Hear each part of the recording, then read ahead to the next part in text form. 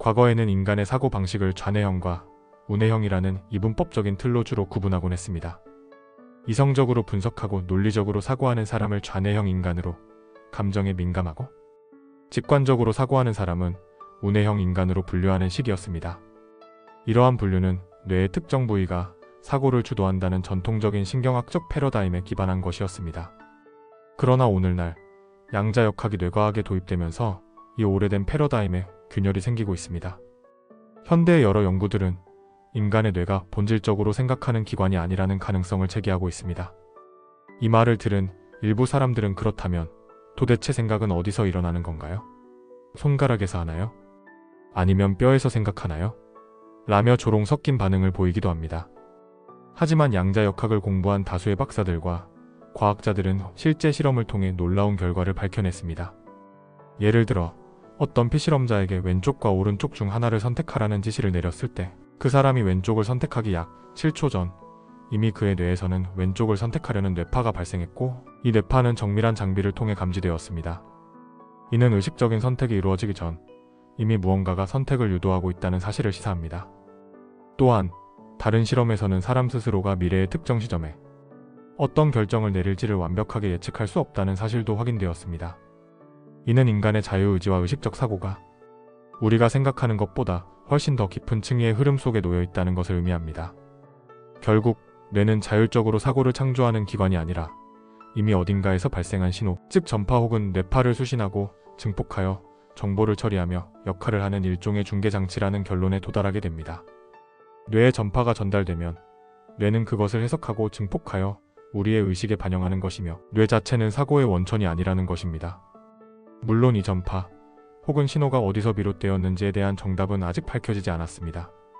하지만 뇌가 자율적으로 생각을 만들어내지 않는다는 이 놀라운 통찰은 현대 뇌과학과 양자역학이 함께 밝혀낸 가장 최신의 연구 결과 중 하나입니다. 안녕하세요. 사람 살아가는 이야기를 나누는 책일코입니다. 뇌에 대한 실험은 신경과학자 벤자민 리벳의 1983년 연구로 잘 알려져 있습니다. 리벳은 피험자들에게 자발적으로 손목을 움직이도록 요청하면서 그들의 뇌 활동을 측정했습니다. 그 결과 피험자들이 움직이려는 의식을 자각하기 약 0.2초 전에 준비 전이라고 알려진 뇌 활동이 시작됨을 발견했습니다. 이 실험은 의식적인 결정이 실제로는 무의식적인 뇌 활동에 의해 선행될 수 있음을 시사합니다. 리벳의 연구에서 무의식적인 뇌 활동이 의식적인 결정보다 약 0.35초 앞서 발생한 것으로 나타났으며, 이후 2008년에 존 딜런 헤인즈 등이 수행한 연구에서는 피험자들이 왼손 또는 오른손으로 버튼을 누르기로 결정하기 약 7초 전에 전전두엽 피질에서 해당 결정을 예측할 수 있는 뇌활동 패턴이 나타남을 발견했습니다. 이러한 결과는 무의식적인 뇌활동이 의식적인 결정보다 훨씬 더 앞서 발생할 수 있음을 보여줍니다. 약 50년 전만 해도 무선 전화기가 존재하지 않았던 시대였습니다. 만약 누군가가 타임머신을 타고 과거로 돌아가 스마트폰을 들고 아무런 전선도 없이 통화를 하는 모습을 보여주었다면 당시 사람들은 그것을 마치 마법처럼 느꼈을 것입니다. 도대체 어떤 선도 연결되어 있지 않은데 어떻게 다른 사람과 대화가 가능하냐며 놀라워했을 테지요. 그 시대의 과학적 상식으로는 이해하기 어려운 일이었을 겁니다. 이와 비슷하게 만약 그 시절 어떤 과학자가 인간의 뇌는 실제로 생각을 하지 않는다라고 주장했다면 아마 대부분의 사람들은 비웃거나 믿지 않았을 것입니다. 그러나 오늘날 우리는 무선통신 기술을 이해하게 되었고, 특정 주파수로 신호를 보내면 수신자의 전화기에 벨이 울린다는 사실을 알고 있습니다. 이 원리를 인간의 뇌에 비유해보면 뇌 역시 내부 혹은 외부에서 특정한 전파나 신호를 수신했을 때 그것을 증폭하여 사고나 감정, 의사결정으로 이어지게 되는 구조일 수 있다는 통찰이 가능합니다. 중요한 것은 우리의 뇌가 어떤 주파수, 어떤 전파를 받아들이느냐에 따라 현실의 모습도 달라질 수 있다는 점입니다. 우리는 누구나 경험적으로 알고 있습니다. 어떤 사람 곁에 있으면 괜히 마음이 편해지고 기분이 좋아지는 반면, 또 어떤 사람과 함께 있으면 이유 없이 불편하고 말조차 섞기 싫어지는 경우가 있습니다. 이는 단순한 성격의 문제가 아니라 그 사람의 뇌파와 에너지 상태가 우리의 뇌파에 영향을 주고 있다는 신호일지도 모릅니다. 가정 내 분위기에서도 이런 뇌파의 작용은 뚜렷하게 나타납니다. 서로를 따뜻하게 배려하는 엄마와 아빠가 있는 가정에서는 자연스럽게 안정된 뇌파가 흐릅니다. 그로 인해 아이들도 편안하고 차분한 마음을 유지하게 되고 학업이든 인간관계든 모든 것이 원활히 돌아가게 됩니다. 반대로 부모가 냉소적이고 감정적으로 닫혀 있다면 설사 아이 앞에서 겉으로는 다투지 않으려 노력해도 아이는 그 미묘한 분위기, 즉 뇌파의 진동을 감지하고 심리적 불편함을 느끼게 됩니다. 아이들은 말보다 분위기, 즉 뇌의 파동에 더욱 민감하게 반응하는 존재이기 때문입니다. 이와 같이 긍정적인 뇌파, 즉 건강하고 생명력 있는 정신 상태는 우리 삶에 실제적 영향을 줍니다.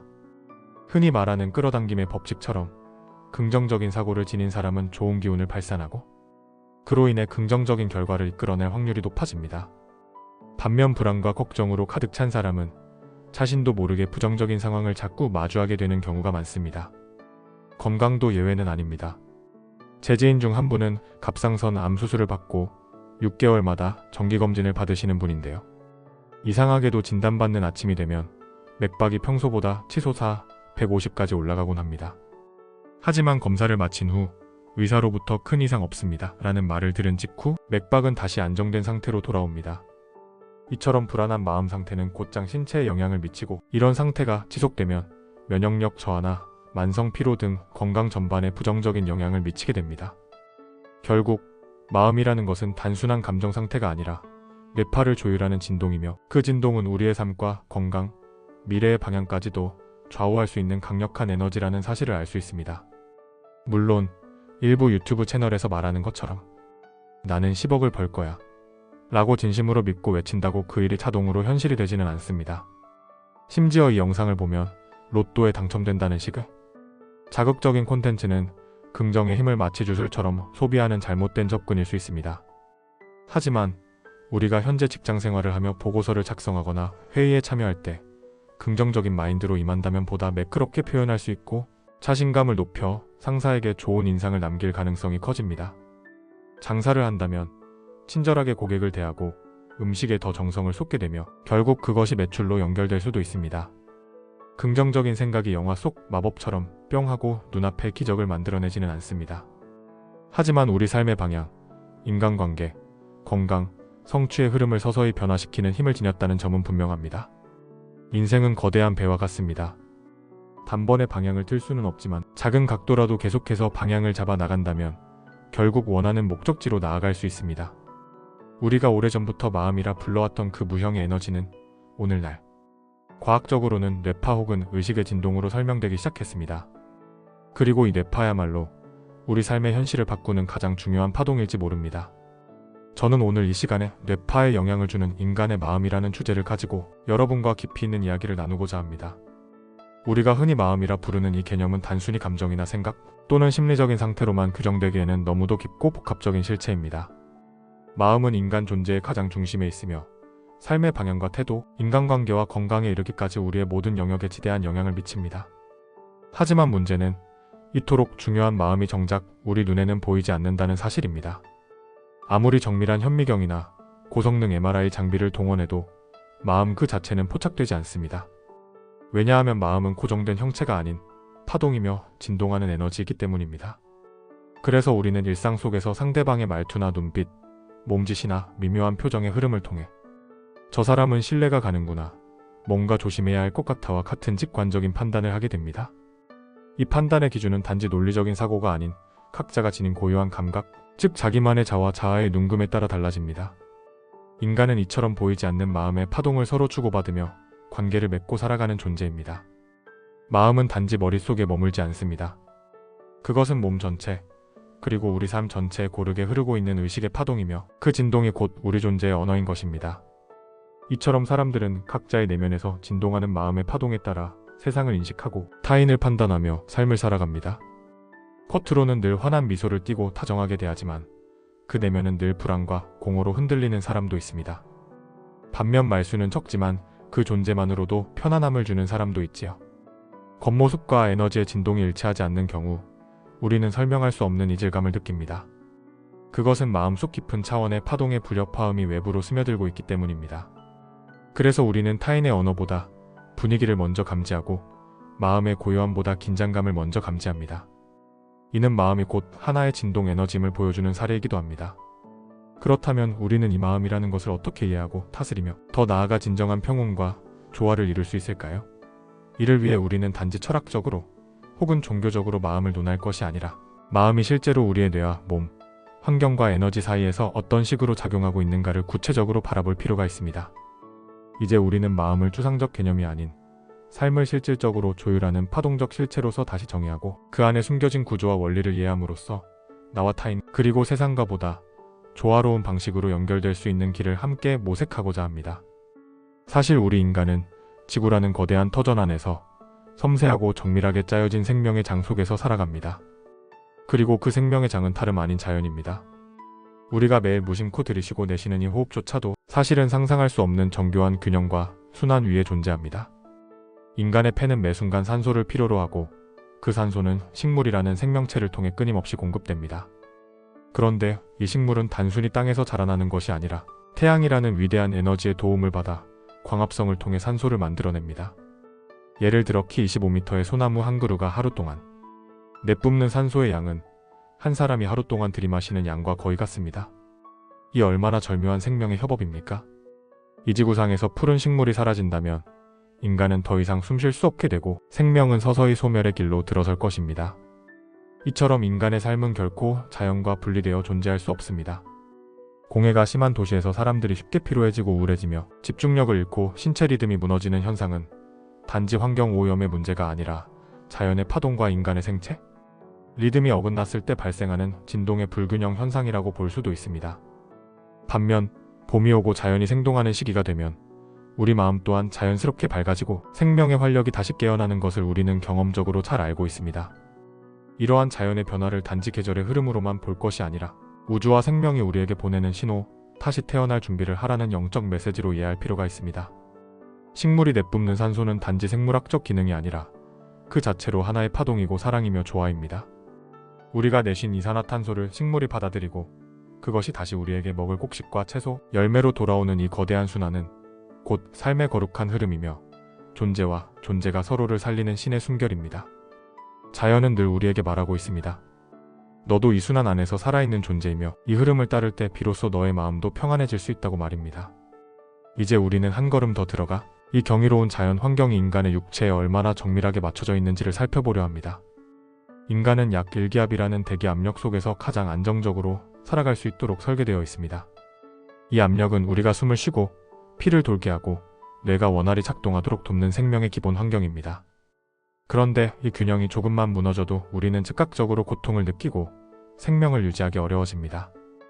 해발 1만 미터가 넘는 고지대에서는 산소의 농도가 현저히 떨어져 폐활량이 급격히 줄어들고 뇌는 산소 부족으로 판단 능력을 상실하게 됩니다.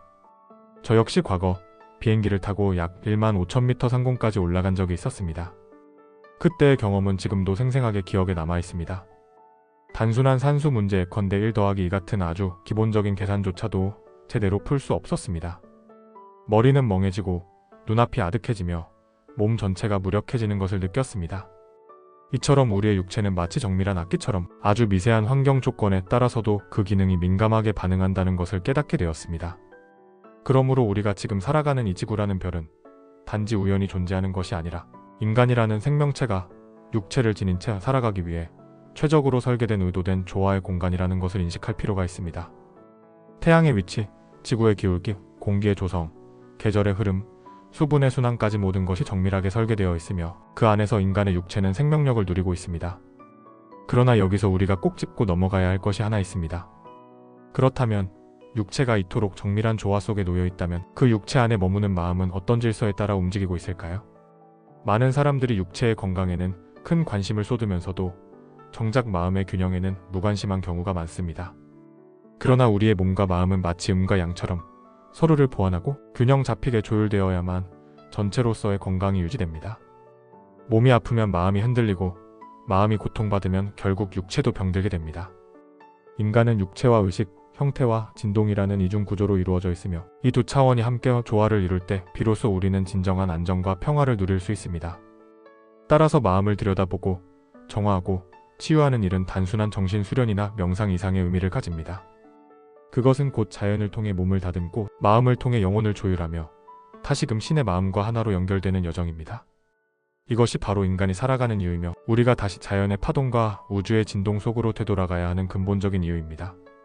자, 이제 우리는 더욱 깊은 차원으로 걸어 들어가 보려 합니다. 지금 이 영상을 함께 듣고 있는 우리는 모두 몸을 지니고 살아가고 있습니다. 그러나 이 육체는 우리가 누구인지를 말해주는 본질은 아닙니다. 그것은 이 땅에서 살아가기 위한 하나의 옷이며 이 세상에서의 여행을 위해 잠시 입고 있는 하나의 형체일 뿐입니다. 우리의 진짜 본성은 이 지구라는 물질의 차원으로 내려오기 전 보다 섬세하고 가벼운 파동으로 이루어진 의식의 차원, 다시 말해 영혼의 고향이라 할 수 있는 저 높은 차원의 세계에서 이미 존재하고 있던 빛의 존재, 영적 존재입니다. 이 육체는 단순히 뼈와 살로 구성된 생물학적 구조가 아니라 지구라는 특별한 환경에 맞춰 정교하게 설계된 정신의 그릇입니다. 우리는 햇빛을 통해 체온을 유지하고 공기 중에 산소를 들이쉬며 대지에서 자라난 음식을 통해 에너지를 얻습니다. 이 모든 과정은 우연한 진화의 결과가 아니라 영혼이 이 땅에서 학습하고 성장하기 위해 선택한 시스템입니다. 마치 영혼이 커다란 바다를 항해하기 위해 배를 만들고 방향을 설정하듯 우리는 육체라는 배에 올라 인생이라는 바다를 건너고 있는 것입니다. 그러나 이 여정은 단순히 생존을 위한 항해가 아닙니다. 우리는 이 땅에서 사랑을 배우고 상처를 치유하며 용서를 실천하고 더 높은 자각에 이르기 위한 과제를 안고 내려왔습니다. 어떤 이는 겸손을, 어떤 이는 인내를, 또 어떤 이는 무조건적인 사랑을 배우기 위해 이 세계를 선택했을지도 모릅니다. 그리고 그 모든 경험은 영혼이 성장하기 위한 하나의 큰 이야기 안에 포함되어 있습니다. 지구에 오기 전 우리는 지금의 부모가 될 영혼들과 만났고 함께 계획을 세웠습니다. 당신이 내 아버지가 되어주시겠습니까? 당신이 내 어머니가 되어주시겠습니까? 이렇게 우리는 서로를 선택하고 약속하며 이 생을 함께 살아갈 인연으로 엮였습니다. 하지만 이 땅에 태어나 육체 속으로 들어오는 순간 그 모든 기억은 물질 세계의 밀도와 진동에 묻혀 깊은 의식의 저편으로 사라지게 됩니다. 이것이 바로 우리가 잠재화라고 부르는 현상입니다. 잊은 것이 아닙니다. 단지 잠시 덮어둔 것일 뿐입니다. 그래서 우리는 마치 아무것도 모르는 채 이 땅에 처음 발을 디딘 것처럼 보이지만 사실 우리의 내면 깊은 곳에는 이전 생애의 기억과 경험, 배움과 깨달음이 응축된 지혜의 기록이 남아 있습니다. 우리가 어떤 사람을 보고 이유 없이 끌리는 것도, 어떤 상황 앞에서 설명할 수 없는 두려움을 느끼는 것도 바로 무의식 속에 새겨진 영혼의 흔적, 일명 카르마의 울림 때문입니다. 결국 우리는 이 땅에 내려오며 잠시 모든 것을 잊기로 선택한 존재들입니다. 그리고 지금 우리가 살아가는 이 여정은 그 잊힌 기억을 다시 떠올리고 내가 누구였는지, 왜 이곳에 왔는지를 다시 기억해내는 순례길입니다. 그것이 바로 인간 존재의 신비이며 우리가 이 생을 진정으로 살아가야 할 깊은 이유입니다. 우리가 이 지상 세계로 내려와 육체라는 옷을 입게 되었을 때 우리의 의식은 이전의 고차원적 상태에서 점차 잠재의식 속으로 가라앉게 됩니다. 그것은 단순한 기억 상실이 아니라 이 세계에서의 경험과 성장을 위해 꼭 필요한 장치입니다. 고통을 겪으며 성장하고 실수를 통해 배워야 하는 이 세상에서 만약 우리가 영혼의 기억과 신성한 본성을 모두 의식한 채 살아간다면 대부분의 사람은 이 삶을 끝까지 견뎌내기 어려웠을 것입니다. 그러므로 이 모든 기억은 일시적으로 봉인되고 우리는 팩지처럼 새로운 생을 시작하게 되는 것이죠. 이러한 상태를 통해 우리는 다시 태어남의 의미를 경험합니다. 예수도 부처도 이 땅에 내려와 인간의 옷을 입었을 때는 그 본래의 기억을 일시적으로 접고 인간의 길을 따라 스스로를 성장시켜 나가야 했습니다. 그것이 바로 자아의 눈뜨기, 즉 의식이 다시 깨어나는 여정의 시작입니다. 이 깨어남은 아주 작은 것에서 시작됩니다. 갓난아기가 이유 없이 미소를 짓는 순간 그것은 단지 신경 반사만이 아닙니다. 어쩌면 그 아이는 영혼의 고향에서 함께 지냈던 영적 존재들인 수호령의 따뜻한 인사를 마음 깊이에서 느끼고 있는 것입니다. 예전에 우리의 할배들은 애들이 어떤 상황에서 조금 다쳤을 경우 아이들은 삼신할매가 지켜준다고 누누이 말씀하셨던 말씀이 이런 현상을 설명하신 것입니다. 눈에는 보이지 않지만 그 의식의 틈새에는 여전히 천상의 빛과 연결되는 통로가 열려 있으며 그 통로를 통해 아이는 괜찮아, 너는 사랑받고 있어? 우리는 너와 함께 있어? 라는 위로를 받으며 이 세상에 적응해 갑니다. 그러나 시간이 흐르며 아이는 점차 이 세상의 언어, 질서, 감정, 경쟁, 두려움, 욕망 등에 노출되고 그렇게 순수했던 영혼의 통로는 조금씩 닫히게 됩니다. 우리가 성인이 되며 점점 외부의 기준에 익숙해지는 과정은 동시에 본래 자신과의 단절을 의미하기도 합니다. 그렇게 우리는 자신을 잊고 자신이 아닌 무언가가 되기 위해 발버둥치며 살아갑니다. 하지만 여러분, 그 연결은 완전히 사라진 것이 아닙니다. 우리는 언제든지 내면 깊은 곳에서 다시 그 문을 열 수 있습니다. 오늘 우리가 함께 이 영상을 시청하는 것도 어쩌면 그 문을 다시 여는 첫걸음일 수 있습니다. 숨겨진 기억을 깨우고 잠재된 지혜를 다시 떠올리며 본래의 나에게로 돌아가는 그 위대한 여정이 지금 바로 여기에서 시작되고 있는 것입니다. 우리가 이 세상에 태어나 육체라는 껍질을 입는 순간 우리의 의식은 단지 감각과 지각, 사고만으로 설명되지 않는 거대한 구조 속에서 작동하기 시작합니다. 우리가 흔히 의식이라고 부르는 자가계층은 사실 전체 의식의 5% 내외에 불과합니다. 그 외의 95% 이상은 무의식 혹은 잠재의식이라는 깊은 심연에 가라앉아 있으며 그 안에는 우리가 이 땅에 오기 전 경험했던 수많은 생애의 기억과 감정, 인연과 깨달음들이 고스란히 담겨 있습니다. 이 무의식은 단순한 기억의 창고가 아닙니다. 그것은 영혼의 도서관이자 빛의 기록 장치이며 우리가 어디서 왔고 어떤 길을 걸어왔는지를 모두 알고 있는 정직한 기록자입니다. 천상윤회의 순환 속에서 우리는 때로 부모였고 자녀였고 연인이자 친구였으며 또 어떤 생애에서는 서로에게 상처를 주거나 깊은 가르침을 남긴 인연이기도 했습니다. 그래서 우리는 때때로 처음 만난 사람에게도 묘한 친밀감이나 설명할 수 없는 거부감을 느끼기도 하지요. 그것은 지금의 내가 반응하는 것이 아니라 깊은 무의식 속의 영혼의 기억이 반응하고 있는 것입니다. 그 기억들은 단지 과거의 잔상으로 존재하는 것이 아니라 지금 이 순간 우리의 성격, 기질, 사고방식, 심지어 관계 맺는 방식에도 영향을 주고 있습니다. 우리가 왜 어떤 사람에게 쉽게 끌리고 왜 어떤 상황에서 반복적으로 같은 선택을 하는지를 이해하려면 반드시 무의식의 패턴을 들여다보아야 합니다. 그 안에 우리의 현재를 만든 과거의 나가 고스란히 담겨있기 때문입니다. 하지만 이 무의식의 가장 깊은 바닥에는 단지 경험의 흔적만이 있는 것이 아닙니다. 그 근원에는 선한 마음인 영이 자리하고 있습니다. 그것은 우리가 영혼으로 창조될 때부터 내재된 본래의 진동이며 사랑과 자비, 생명에 대한 존중과 타인을 향한 공감이라는 이름으로 우리 안에 살아 숨쉬고 있습니다. 그 선의 기억은 때때로 우리 삶에서 불쑥 모습을 드러냅니다. 아무도 가르쳐주지 않았지만 아이가 본능적으로 젖을 빠는 것, 배고픔에 울고 엄마 품에 안겨 안도하는 것이 모든 것은 영혼이 생존을 위해 미리 준비해온 내면의 설계도, 다시 말해 천상의 지혜의 잔향이라 할 수 있습니다. 그러므로 우리가 진정한 자신을 찾는 길은 새로운 지식을 습득하는 데 있지 않습니다.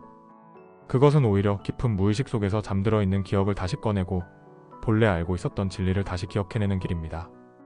깨달음은 바깥에 있는 것이 아니라 늘 우리 안에 있었습니다. 우리가 잊고 살았던 그 선한 마음, 순수한 본성, 본래의 자아와 다시 연결될 때 비로소 우리는 이 윤회의 여정 속에서 인간으로 태어난 이유를 발견하게 되는 것입니다. 그리고 그 연결은 사실 우리 모두가 태어날 때는 분명히 존재하고 있었습니다. 태어난 아기는 아직 세상의 언어를 배우지 않았지만 이미 그 마음 안에는 잊혀진 하늘의 목소리가 작게 메아리치고 있습니다.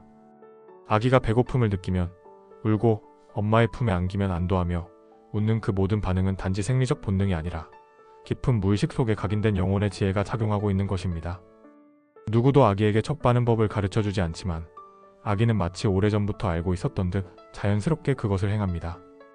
그것은 삶의 시작과 함께 작동하는 천상의 본능, 생명으로부터 부여받은 지혜의 첫 신호입니다. 이 초기의 반응들은 모두 생존을 위한 행동처럼 보이지만 사실 그 안에는 자아의 뿌리가 자라나는 놀라운 과정이 담겨 있습니다. 감정이 조금씩 움트고 눈빛에 의미가 담기며 웃고 울고 놀라는 순간들이 반복되면서 아이는 자신이 누구인지 세상이 어떤 곳인지를 마음속 어딘가에서 조용히 이해해가기 시작합니다. 이 시기에 아이는 아직도 빛의 세계와 연결된 상태에 있으며 말로는 표현할 수 없어도 그 마음은 끊임없이 그곳과 교류하고 있습니다. 그러나 세상이 그 순수한 마음을 오래도록 허락하지는 않습니다.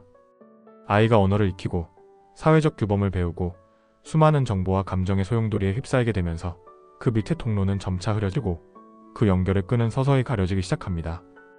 교육이라는 이름 아래 규격화되고 성공이라는 명목 아래 비교당하며 자신의 이기심에 대한 욕심을 부리기도 하고 점점 더 외부의 가치와 조건에 익숙해지면서 우리는 나답게 사는 것보다 남들이 기대하는 나로 살아가게 되는 것이죠. 하지만 그 순수한 감각은 완전히 사라진 것이 아닙니다. 그 기억은, 그 연결은 여전히 여러분 안에 남아 있습니다. 그것은 잃어버린 것이 아니라 단지 마음속 먼지에 덮여 보이지 않게 된 것뿐입니다. 그러므로 우리가 해야 할 일은 어린 시절의 그 눈빛, 그 웃음, 그 순수한 떨림을 다시 기억해내는 일입니다. 진정한 회복은 외부에서 어떤 특별한 도구를 찾는 것이 아니라 내면 깊은 곳에서 이미 알고 있었던 나의 진짜 목소리를 다시 듣는 일입니다. 그곳에서부터 우리의 귀환은 시작됩니다. 시간이 흐르면서 우리는 점차 세상에 익숙해지고 나라는 존재를 인식하게 됩니다. 처음엔 단지 생존을 위한 본능적인 반응이었지만 감정이 자라고 생각이 쌓이며 주변과의 관계 속에서 우리는 나는 누구인가? 라는 질문을 품게 됩니다. 그렇게 생겨나는 것이 바로 자아입니다. 이 자아는 우리가 세상을 이해하고 타인과 소통하며 삶의 방향을 정하는 데 있어 필수적인 도구입니다. 그러나 동시에 이 자아는 우리를 진실된 길로 이끌 수도 가면 속으로 숨게 만들 수도 있는 양날의 검이기도 합니다. 자아에는 두 개의 얼굴이 존재합니다. 하나는 우리가 본래 지니고 태어난 진실된 자아, 그리고 다른 하나는 삶의 과정에서 점차 만들어지는 거짓된 자아입니다. 진실된 자아는 우리 내면의 중심에서 조용히 울리는 양심의 소리이며 타인과의 조화, 생명에 대한 존중, 그리고 진리를 향한 본능적인 열망으로 드러납니다. 이 자아는 우리가 아무리 흔들려도 자신에게 거짓말을 하지 못하게 만드는 힘이며 이 세상과 하늘을 이어주는 투명한 통로입니다. 반면 거짓된 자아는 외부의 시선과 기준에 맞춰 자신을 꾸미기 위해 만들어진 마음의 가면입니다. 비교와 시기, 자격지심과 과시, 인정받고 싶은 갈망 속에서 이 자아는 자라납니다. 겉으로는 성공한 듯 보이고 사람들에게 존경받는 듯 해도 그 내면에는 항상 불안이 자리하고 있으며 결핍과 두려움이 그림자처럼 따라다닙니다. 이 거짓된 자아가 많아질수록 우리는 점점 자신과 멀어지고 결국 자신이 누구였는지조차 기억하지 못하는 상태에 이르게 됩니다. 이때 마음속에는 어두운 안개가 낍니다. 본래 우리의 내면은 누구나 신의 빛이 깃든 맑고 투명한 거울이었지만 그 거울은 위선의 자아가 만들어낸 감정의 먼지, 욕망의 때로 인해 흐려지게 됩니다. 그 흐려진 거울 속에서는 진실한 나의 모습도 신의 뜻도 삶의 참된 목적도 제대로 비춰지지 않습니다. 그렇게 우리는 쉽게 분노하고 쉽게 질투하며 쉽게 절망하고 타인을 원망하게 됩니다. 왜 나만 이렇게 힘들까? 왜 나는 늘 부족할까? 라는 질문은 사실 거짓된 자아가 보내는 신호일지도 모릅니다. 진실된 나와 단절되었음을 알리는 영혼의 경고음인 것입니다. 하지만 여러분, 희망은 여전히 우리 안에 있습니다. 이 두 자아는 공존하지만 우리는 언제든지 그 중 하나를 선택할 수 있습니다. 중요한 것은 어떤 자아에 귀를 기울이느냐는 것입니다. 진실된 자아의 목소리는 조용하고 섬세하며 늘 우리 안에서 작은 떨림으로 존재합니다. 우리가 침묵 속에서 자신을 돌아보고 용기 내어 마음을 들여다볼 때 그 목소리는 점점 또렷해지기 시작합니다. 그리고 그때 우리는 깨닫게 됩니다. 나는 본래부터 귀한 존재였으며 이 세상의 목적을 가지고 왔다는 사실을. 이제 우리가 해야 할 일은 그 진실된 자아를 다시 깨우고 위선의 자아가 만들어낸 가면을 하나씩 벗어내는 것입니다. 그것은 단순히 착하게 사는 것이 아니라 진실하게 존재하는 것, 나만을 위해 사는 것보다 우리 이웃과 함께 성장하는 것, 그리고 신의 빛을 이 세상에 다시 반영하는 것입니다. 바로 그것이 인간으로서 우리가 이 땅에서 이루어야 할 가장 거룩한 수행이며 다음 단락에서 이어질 삶의 사명과 영혼의 여정을 위한 본질적인 준비입니다. 우리가 이 세상에 태어난 이유는 단순히 삶의 희로애락을 겪고 시간의 흐름 속에 머무르기 위함이 아닙니다. 인간은 우연히 이 땅에 떨어진 존재가 아니라 깊은 의도와 정교한 설계 속에 파견된 의식의 여행자입니다.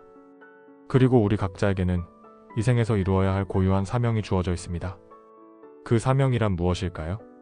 그것은 바로 자기 자신을 정화하고 참된 자아를 회복하며 그 자아로서 이 세상의 사랑과 진리를 실현하는 것입니다. 여러분은 지금의 삶을, 지금의 가족을, 지금의 환경을 우연히 선택한 것이 아닙니다. 이 지상으로 내려오기 전 여러분의 영혼은 앞으로 살아갈 인생의 큰 줄기를 미리 계획했고 그 안에는 반드시 배움과 성장, 치유와 나눔의 기회가 포함되어 있었습니다. 때로는 고통스럽고 이해할 수 없는 사건들조차도 결국은 여러분을 더 깊이 깨어나게 하기 위한 의식의 초대장일 수 있습니다.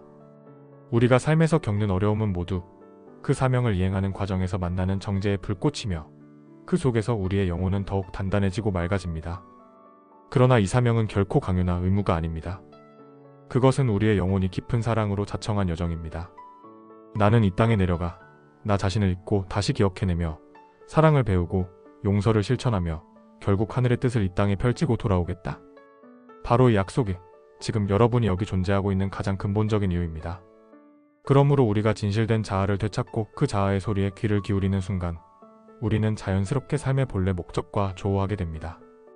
더 이상 외부의 성공이나 타인의 평가에 휘둘리지 않고 나 자신의 진실된 중심에서 삶을 살아가기 시작하게 되는 것이죠.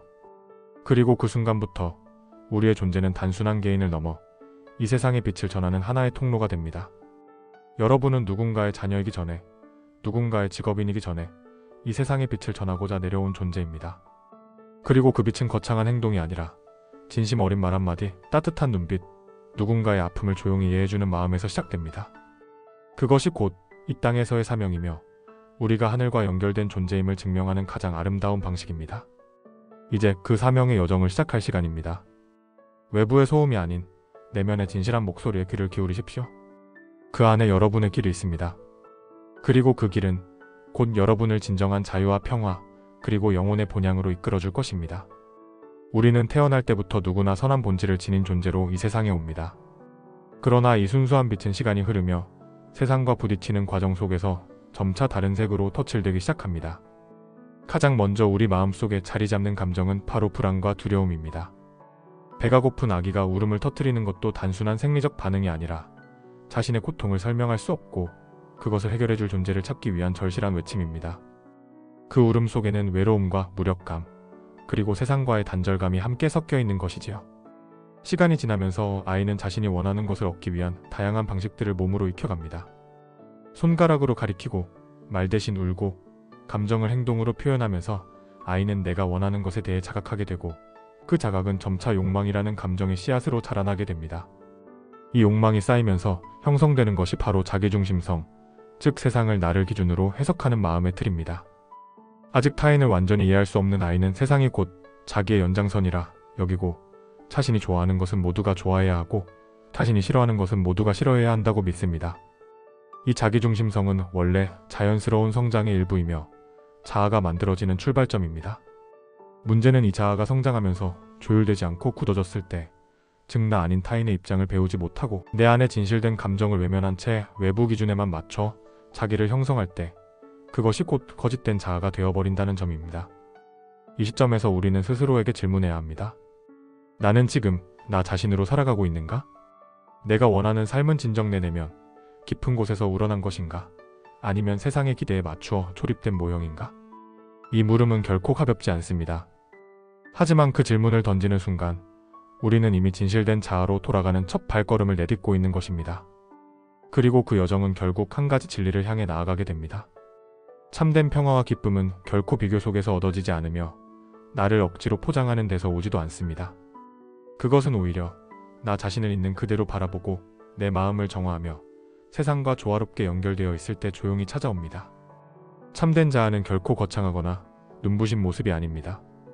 그 자아는 단순하고도 깊으며 늘 사랑과 연민을 품고 조용히 우리 마음 한가운데 기다리고 있습니다. 그것이 바로 신의 숨결이 깃든 여러분의 본래의 모습입니다. 삶을 살아가다 보면 우리는 종종 예상치 못한 순간에 감정이 폭발하는 경험을 하게 됩니다. 말 한마디에 상처받고 작은 오해에도 분노하고 어떤 상황에서는 자신조차 놀랄 만큼 슬픔이나 억울함이 밀려오곤 합니다. 그런 순간 우리는 흔히 외부 탓을 하게 됩니다. 저 사람이 날 화나게 했어. 이 상황이 날 괴롭게 만들어. 그러나 조금만 더 깊이 들여다보면 그 감정의 근원은 외부가 아니라 내 안의 위선의 자아가 반응한 것이라는 것을 알게 됩니다. 우리는 어쩌면 세상이 우리를 억누르고 있다고 믿어왔는지도 모릅니다. 그러나 진실은 우리가 먼저 세상은 나를 힘들게 할 거야 라는 믿음의 틀을 만들어 놓고 그 안에 자신을 가두었다는 것입니다. 그 틀은 외부의 누군가가 만든 것이 아니라 내 안의 불완전한 자아가 만들어낸 투명한 감옥입니다. 여러분도 그런 경험이 있으셨을 겁니다. 아무도 나를 비난하지 않았는데 괜히 마음이 무겁고 억울하고 상처받은 듯한 날들. 그것은 단지 내가 가진 나는 인정받아야만 존재할 수 있다는 위선된 기준이 반응한 결과일 뿐입니다. 이 기준은 끊임없이 비교하게 만들고 남보다 나아야만 안심하게 하고 늘 불안하게 만듭니다. 결국 그것은 참된 자아를 흐리게 만드는 어둠의 안개가 되어 우리 마음을 덮어버립니다. 하지만 여러분 기억해주세요. 그 어둠은 절대적으로 존재하는 실체가 아닙니다. 그것은 단지 빛이 잠시 가려진 상태일 뿐입니다. 본래 여러분의 마음은 투명하고 따뜻한 빛으로 가득한 존재였습니다. 그 빛을 되찾는 길은 멀리 있지 않습니다. 우리가 해야 할 일은 단 하나, 마음속에 쌓인 그 어둠, 위선의 그림자를 정직하게 바라보고 조용히 걷어내는 것입니다. 진실을 직면한다는 것은 결코 쉬운 일이 아닙니다. 그것은 지금껏 나를 지켜준 줄 알았던 가면을 벗고 어쩌면 가장 연약한 나 자신과 마주하는 것이기 때문입니다. 그러나 바로 그 순간 우리는 비로소 진정한 자유의 숨결을 느낄 수 있습니다. 그 자유는 누구도 빼앗을 수 없고 누구에게도 의존하지 않으며 오직 나 자신의 정직한 마주침에서 시작되는 은밀한 해방입니다. 그리고 그 해방의 중심에는 언제나 선한 영의 자아인 참된 나의 빛이 기다리고 있습니다.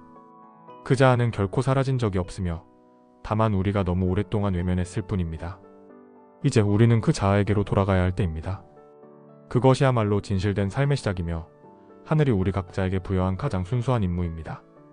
여러분, 우리가 이 지상에서 살아간다는 것은 단순히 숨을 쉬고 하루하루를 소비하는 것을 의미하지 않습니다.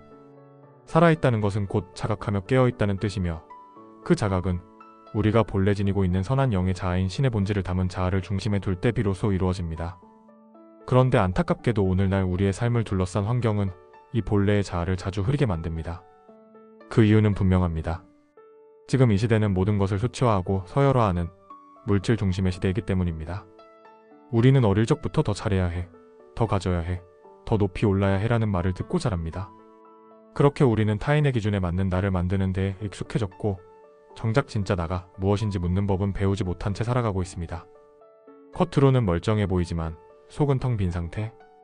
화려한 옷과 화장, 유창한 말솜씨, 완벽한 이력서 속에 숨어있는 마음의 허기와 외로움. 이것이 오늘을 살아가는 우리 대부분의 내면입니다.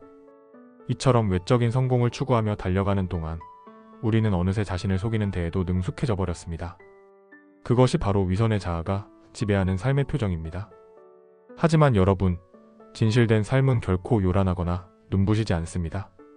그것은 비교하지 않고 경쟁하지 않으며 조용히 자신의 내면을 들여다보며 살아가는 삶입니다. 겸손하지만 단단하고 소박하지만 깊은 그 삶의 결은 누구도 흉내낼 수 없는 고요한 위엄을 품고 있습니다. 우리는 물질이 만능인 듯 보이는 이 시대일수록 더더욱 자신의 내면에 귀 기울여야 합니다. 나는 지금 무엇을 위해 이 길을 걷고 있는가? 내가 진정으로 원하는 삶은 무엇인가? 내 마음은 지금 맑은가? 아니면 혼탁한가? 이런 질문들을 피하지 않고 정직하게 마주하는 순간 우리는 위선의 자아가 만들어낸 가면을 한 겹씩 벗기게 됩니다. 그리고 마침내 진실한 나라는 투명한 중심과 다시 연결되기 시작합니다. 무엇보다도 중요한 사실은 이 여정은 누구도 대신해줄 수 없다는 점입니다. 아무리 훌륭한 스승이나 가르침이 있어도 여러분의 내면을 정화하고 고요히 가라앉힐 수 있는 사람은 결국 여러분 자신뿐입니다. 이 여정은 가장 고독하면서도 가장 신성한 영혼의 길입니다. 우리가 이 세상을 살아가는 동안 가장 자주 마주하게 되는 내면의 갈등은 바로 위선의 자아와 진실된 자아 사이의 충돌입니다. 이 두 자아는 마치 빛과 어둠처럼 전혀 다른 진동을 가지고 있습니다. 우리 본래의 마음은 맑고 따뜻하며 하늘로부터 내려온 사랑과 자비의 에너지를 간직한 선한 영의 자아입니다. 하지만 세상은 우리에게 끊임없이 묻고 비교합니다. 친구의 남자친구는 샤넬백을 선물해줬다는데 내 남자친구는 왜 아무것도 안 해주지? 친구 처가에서는 사위에게 이런 것도 해줬는데 나는 왜 아무것도 받을 수 없지? 남들은 그랜저 샀는데 나는 왜 아직도 소형차지? 혹은 나는 왜 아직도 차가 없지? 등과 같이 끊임없이 자신이 가진 것을 비교합니다. 그 사이에 타인이 나를 어떻게 볼 것인지에 대하여 민감하게 반응하게 됩니다. 이런 생각들이 우리는 조금씩 불안해지고 현실에 끊임없이 만족하지 못하며 내가 이미 가지고 있는 것들에 대해서 감사함을 느끼지 못하며 누군가가 정해놓은 틀 안으로 스스로를 끼워 맞추어 행복의 기준을 느낍니다. 더 가져야 해, 더 잘 보여야 해, 인정받아야 해라는 소리들은 우리 안의 위선의 자아가 끊임없이 속삭이는 주문입니다. 이 주문은 우리를 비교와 경쟁 속으로 몰아넣고 타인의 시선을 두려워하게 만들며 자신의 진실을 숨기게 하며 내가 이미 가지고 있는 행복을 체감하게 합니다. 결국 우리는 웃고 있지만 외롭고 가진 것이 많아도 공허하며 사람들 속에 있어도 자꾸만 스스로가 작아지는 모순된 삶의 굴레에 갇히게 됩니다. 여기서 우리는 중요한 통찰 하나를 떠올려야 합니다. 위선의 자아는 나를 보호하는 존재처럼 가장하지만 사실은 나를 갉아먹는 독소라는 사실입니다. 그 자아는 우리를 끊임없이 외부로 끌고 다니며 내면의 중심에서 멀어지게 만듭니다. 그래서 우리는 늘 고통을 느끼면서도 그 고통의 원인이 세상이 아니라 내가 나에게 지은 착각과 위장이라는 것을 알아차리지 못합니다. 그러나 이제는 그 고리를 끊어야 할 때입니다. 고통의 원인을 외부에서 찾는 한 우리는 절대로 진정한 평화를 경험할 수 없습니다. 그 시선을 바깥이 아니라 내 안으로 돌려야 할 시간입니다. 그리고 용기를 내어 묻고 마주하고 내려놓아야 합니다. 나는 지금 나의 진심을 따르고 있는가? 나는 타인의 기대에 맞춰 살아가고 있는가? 아니면 내 영혼의 목소리에 따라 살아가고 있는가? 내가 하는 이 선택은 사랑에서 비롯된 것인가? 아니면 두려움에서 비롯된 것인가? 건강과 화목한 가족과 같이 내가 이미 가지고 있는 것들에 대해서 고마워하고 소중함을 마음 깊이 느끼고 있는가? 이 질문들에 정직하게 대답할 때 우리는 비로소 나답게 산다는 것이 무엇인지 체감하게 됩니다. 그리고 그 깨달음은 단순한 감정이 아니라 삶 전체를 새롭게 바라보는 빛의 시선이 되어 다가옵니다. 그것이 바로 우리가 다시 본래의 자아로 돌아가는 길이며 세상에 스며든 신의 빛과 다시 연결되는 영혼의 회복입니다. 그 길은 외롭지만 아름답고 조용하지만 가장 강력한 변화의 시작입니다. 그리고 지금 여러분의 마음은 그 여정을 향해 다시 문을 열고 있습니다. 예를 들어 성공을 꿈꾸며 수많은 노력을 거듭한 끝에 마침내 부와 명예를 이룬 사람들과 이야기를 나누다 보면 그들 중 일부는 이렇게 말합니다. 지금의 재산을 모두 내어주더라도 건강을 되찾을 수 있다면 그러고 싶다고. 또 어떤 이들은 가족과의 관계가 멀어진 채 외로운 나날을 보내며 지금 소원이 있다면 다시 가족과 함께 따뜻한 시간을 보내는 것이라고 고백합니다. 한편 향락에 빠져 자신을 잃어가는 이들도 있습니다. 겉으로는 화려해 보이지만 내면은 텅 비어있고 중심을 잃어 흔들리는 모습이 역력합니다. 우리 대부분은 지금 현실 속에서 생계를 위해 분투하며 살아가고 있습니다. 하지만 우리가 마음의 중심을 바로 세우고 사랑하는 가족들과의 관계를 더욱 깊이 다지며 몸과 마음의 건강을 돌본다면 우리는 어쩌면 그들이 이룬 성공보다 훨씬 본질적이고 충만한 삶을 살아갈 수 있습니다. 그들 역시 화목한 가정 속에서 건강하게 살아가는 우리를 부러워하며 말하곤 합니다. 당신은 이미 내가 이루지 못한 진짜 성공을 가지고 있군요라고. 현재 우리는 중요한 갈림길 앞에 서 있습니다. 이제는 외적 성공만을 쫓기보다 우리 삶의 본질적인 가치를 다시 돌아보아야 할 때입니다. 앞서 이야기한 것처럼 인간의 마음속에는 늘 두 자아가 공존합니다. 피처럼 투명한 선한 영의 자아와 어두운 안개처럼 마음을 흐리게 하는 위선의 자아, 이 둘은 마치 서로 다른 방향으로 우리를 이끄는 두 개의 나침반처럼 매일 우리의 마음을 두고 조용한 싸움을 벌입니다. 따라서 우리는 날마다, 순간마다 스스로에게 물어야 합니다. 지금 내 마음을 움직이는 중심은 무엇인가? 나를 말하게 하고 행동하게 하는 근원은 어디인가? 그러나 이 질문에 정직하게 답하는 일은 쉽지 않습니다. 왜냐하면 위선의 자아는 오랜 시간 동안 무의식 속에서 쌓여온 감정과 습관의 결정체이기 때문입니다. 그것은 마치 먼지 낀 유리창과도 같습니다. 우리는 흐릿한 풍경을 보며 그것이 세상이 흐린 것인지 유리창이 더러워서 그런 것인지조차 분간하지 못한 채 살아갑니다. 이처럼 마음의 눈이 흐려진 상태에서는 참된 자아의 빛을 알아보기가 어렵습니다. 그렇다면 우리는 어떻게 유리창을 닦을 수 있을까요? 답은 단순하지만 분명합니다. 바로 보편적 진리의 기준인 우주와 생명을 관통하는 본래의 질서를 마음속에 새기는 것입니다. 이 진리는 인간이 만든 교리나 관념이 아닙니다. 그것은 생명 그 자체에 스며있는 법칙이며 신이 우리 모두의 영혼 깊숙한 곳에 새겨둔 불변의 설계도입니다. 그 진리는 편협하지 않고 한쪽으로 치우치지 않으며 언제나 중도와 균형과 깊은 조화, 그리고 내가 이미 소유하고 있는 것에 대한 만족과 감사의 마음들입니다. 진리는 말합니다. 너 자신을 속이지 말아라.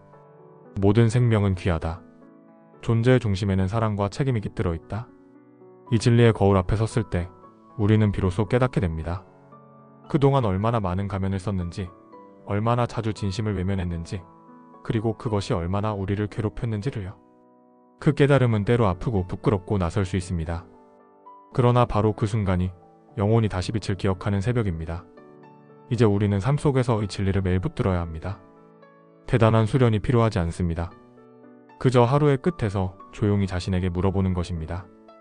오늘 나는 진실했는가? 내 말과 행동은 신의 뜻 앞에 떳떳했는가? 이런 물음이 쌓일 때 우리는 점점 더 투명한 마음을 되찾게 됩니다. 그 순간 우리의 내면은 더 이상 위선의 어둠에 묶이지 않고 다시 신의 빛과 연결되는 신성한 통로가 열리게 됩니다. 이쯤에서 여러분은 아마도 스스로에게 이런 질문을 던지고 계실지도 모릅니다. 나는 지금 어디에 서 있는가? 나는 과연 내 안에 진실된 자아로 살아가고 있는가? 아니면 여전히 위선의 자아에게 마음의 자리를 내어주고 있는가? 이 질문에 대한 답은 멀리 있지 않습니다. 그것은 여러분이 일상 속에서 어떻게 생각하고 어떻게 말하며 어떤 눈빛으로 타인을 바라보는지 그 모든 작은 행동들 속에 이미 고스란히 드러나고 있습니다. 예컨대 누군가와 대화를 나눌 때 우리는 그의 말에 정말 귀를 기울이고 있나요? 아니면 말이 끝나기도 전에 이미 자신의 생각으로 상대를 판단하고 있나요? 어떤 사람이 실수를 했을 때 우리는 그를 도와주려 하나요? 아니면 은근한 우월감을 느끼며 속으로 비난하나요? 내가 질책받을까봐 상대편에게 더 많은 짐을 주진 않았나요? 이처럼 매일같이 마주하는 수많은 선택의 순간들 속에서 우리는 자신의 중심이 어디에 있는지를 드러내고 있는 것입니다. 많은 사람들이 이렇게 말합니다. 나는 착하게 살았다. 나는 남에게 피해준 적이 없다. 물론 그것도 중요합니다. 그러나 해를 끼치지 않는 삶과 진실된 삶은 전혀 다른 차원의 이야기입니다. 진실된 삶이란 단순히 악을 행하지 않는 것이 아니라 매 순간 자신을 돌아보며 더 깊은 사랑과 이해로 사람들과 함께 살아가려는 의지를 품는 것입니다.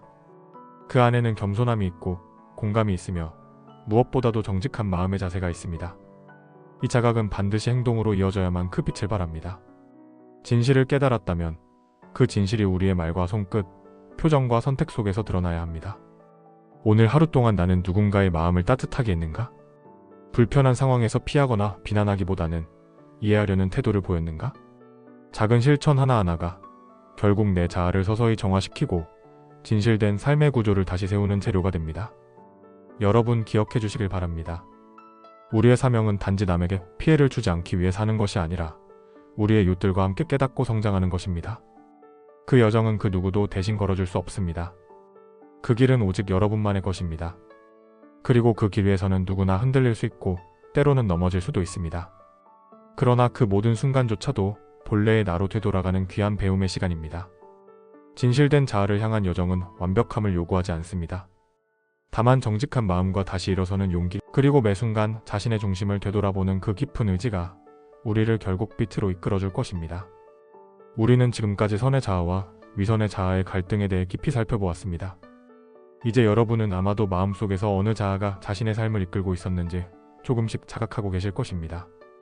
그러나 여기서 더 깊이 들여다보아야 할 한 가지 질문이 있습니다. 도대체 위선의 자아는 왜 생겨났을까?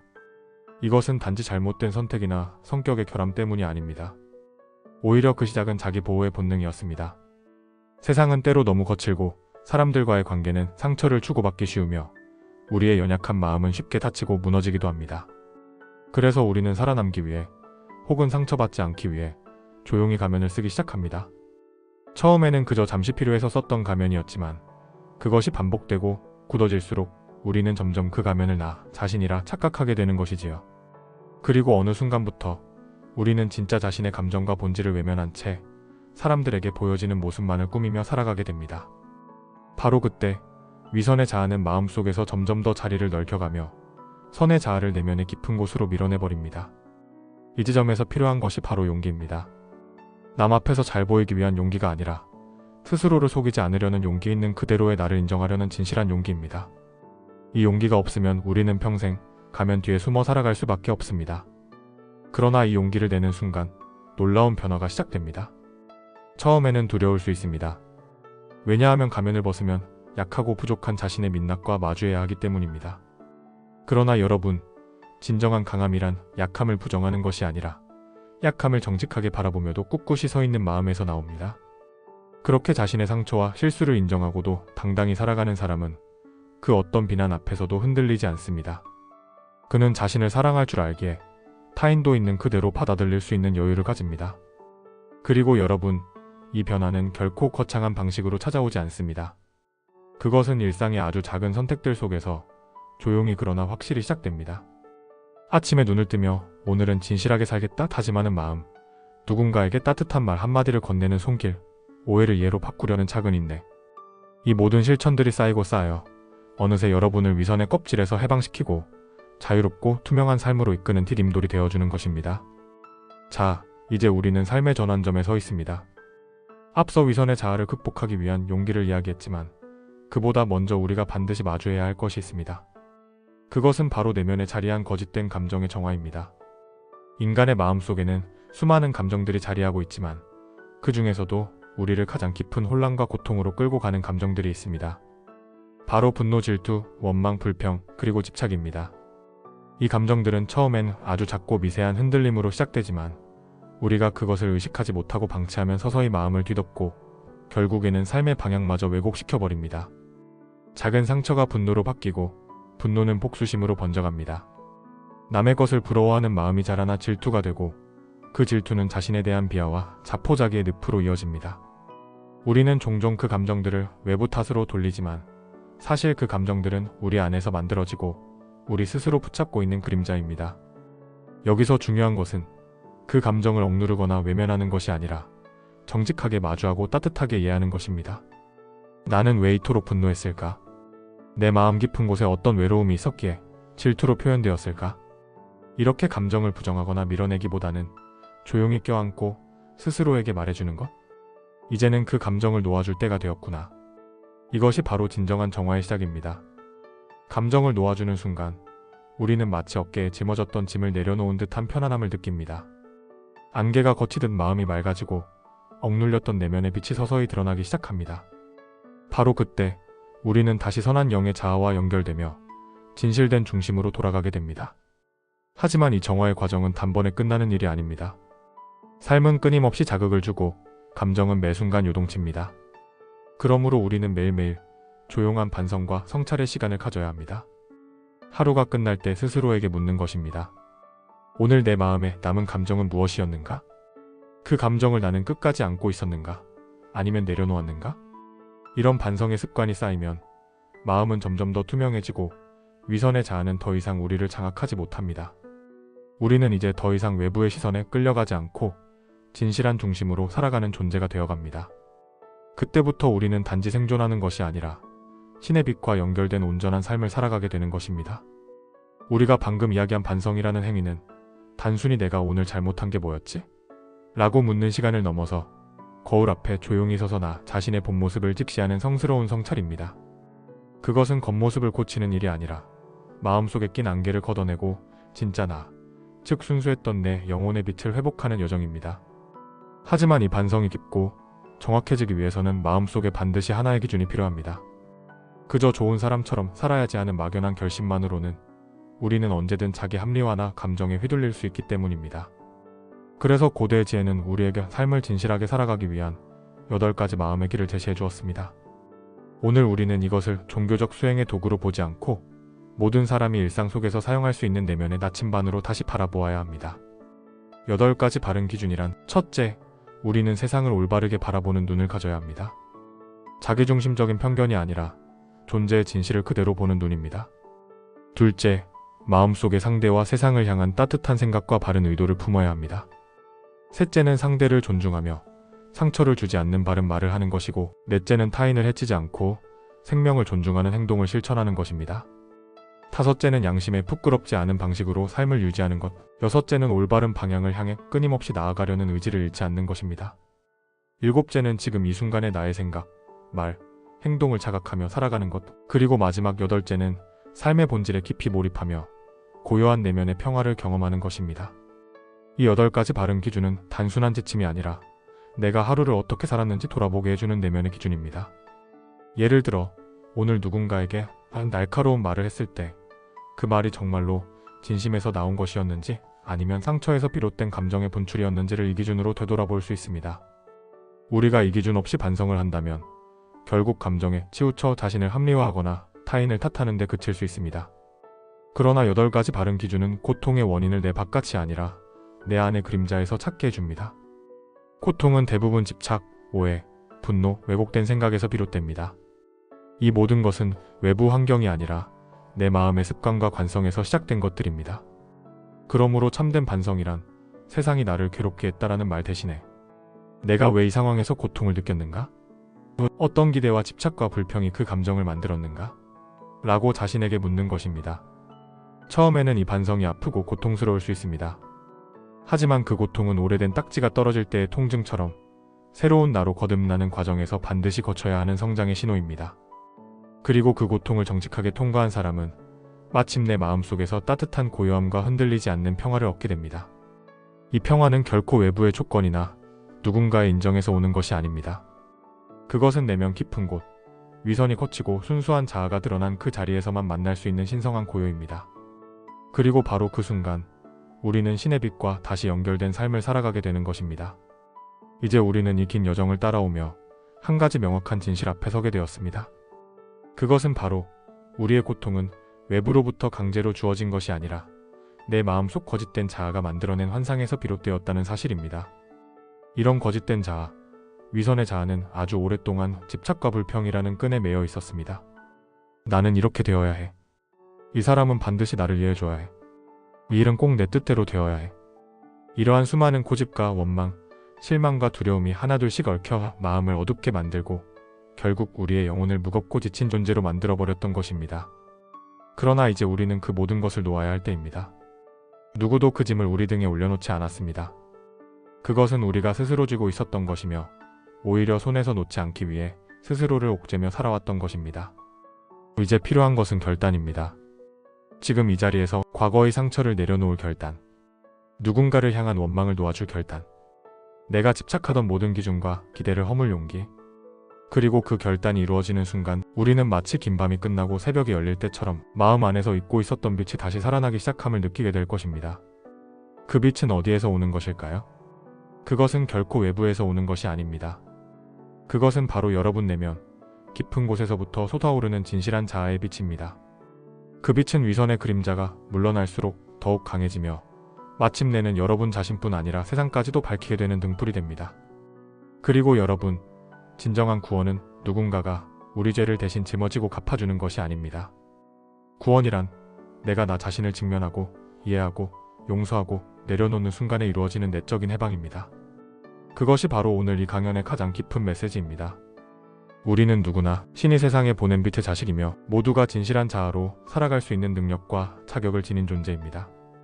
하지만 그 길을 걷기 위해서는 그 어떤 기적보다도 더 위대한 기적, 즉 자기 자신을 정직하게 바라보고 변화를 선택하는 용기가 필요합니다. 이 길은 쉽지 않습니다. 수많은 사람들이 중간에 머뭇거리고 때로는 과거로 되돌아가기도 합니다. 그러나 여러분은 오늘 이 진실을 들었습니다. 그리고 지금 여러분 마음속 어딘가에서는 작은 불씨 하나가 조용히 타오르고 있을 것입니다. 그 불씨를 꺼뜨리지 마십시오. 매일의 반성과 성찰로, 조용한 실천으로, 나 아닌 너도 있다는 자각으로 그 불씨를 사랑과 진실의 불꽃으로 키워가십시오. 그러면 언젠가 여러분은 세상을 향해 따뜻한 시선을 보내고 말없이 누군가의 어깨를 토닥이며 그 자체로 빛을 전하는 사람이 되어 있을 것입니다. 그것이야말로 진실한 믿음의 길이며 참된 인간의 길이며 우리가 함께 걸어가야 할 영혼의 여정인 것입니다. 여러분, 우리는 지금까지 긴 이야기를 하며 함께 걸어왔습니다. 그 여정은 단순한 영상이 아니었고 머리로만 이해하는 깨달음도 아니었습니다. 그것은 여러분 안에 잠들어 있던 본래의 자아, 그 고요하고 투명한 마음을 다시 기억해내는 영혼의 귀향이었습니다. 이제 우리는 그 여정을 마무리하며 아주 중요한 한 가지를 마음에 새겨야 합니다. 진실한 자아로 사는 삶은 특별한 환경이나 능력에서 비롯되지 않는다는 것이며 그것은 다만 지금 여기 내 삶의 자리에서부터 시작되는 작고도 소중한 실천이라는 사실입니다. 내가 누군가에게 따뜻한 말을 건넸을 때, 상대의 고통을 듣고 가만히 마음을 내어주었을 때, 불편한 상황 속에서도 상대를 이해하려고 애썼을 때 나는 이미 진실된 나로 살아가고 있었던 것입니다. 그러니 더 이상 스스로를 몰아붙이지 마십시오. 지금 이 순간 여러분의 마음속에 작은 결심 하나만 있어도 충분합니다. 나는 오늘 하루 조금 더 진실하게 살겠습니다. 내 안의 소리를 듣고 위선의 껍질을 내려놓으며 이미 내가 가지고 있는 것에 대해서 감사하며 한 사람의 마음이라도 더 따뜻하게 만들 수 있도록 살겠습니다. 이 결심은 세상을 뒤흔드는 위대한 말이 아니지만 그 울림은 누구보다도 여러분 자신을 변화시키고 결국 세상에 작은 빛을 더하는 씨앗이 될 것입니다. 우리가 끝내 바라보아야 할 진실은 이것입니다. 구원은 먼 곳에 있지 않습니다. 깨달음은 특정한 순간에 갑자기 주어지는 것이 아닙니다. 그것은 하루하루 내 마음을 정직하게 돌아보며 내 안의 거짓을 비워내고 사랑을 채워가는 그 조용한 발걸음 속에서 조금씩 피어나는 것입니다. 그러니 오늘 이야기를 마음에 담은 채 여러분의 일상으로 돌아가십시오. 그리고 그 일상의 매 순간 속에서 진실을 선택하고 사랑을 선택하며 내가 이미 소유한 것에 대해서 감사하는 것, 나 아닌 누군가의 존재를 기억하는 삶을 살아가십시오. 그 삶은 여러분을 자유롭게 할 것이고 마침내는 여러분을 신의 마음과 깊이 연결된 존재로 이끌어줄 것입니다. 그것이 바로 영혼이 이 세상에 온 이유이며 우리가 살아야 할 가장 아름다운 길입니다. 감사합니다. 그리고 여러분이 걷는 그 길 위에 저는 항상 빛과 평화가 함께하길 진심으로 기도합니다. 책 읽고였습니다.